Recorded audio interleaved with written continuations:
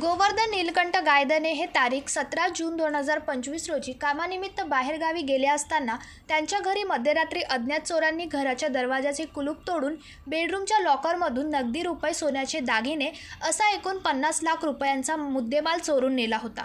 Brahmpuri police स्टेशनचे dB पथकामार्फत अज्ञात आरोपीचा शोध घेत असताना पोलीस स्टेशन रेकॉर्डवरील आरोपी अनिल दांडेकर वय वर्ष 30 हत्तीगोटा ब्रह्मपुरी तसेच विक्की जांगडे वय वर्ष 30 नानोरी ब्रह्मपुरी यांची पोलिसांनी विचारपूस करून सखोल चौकशी केली असता दोन्ही आरोपींनी घरफोडी केल्याची कबुली पोलिसांना दिली आहे।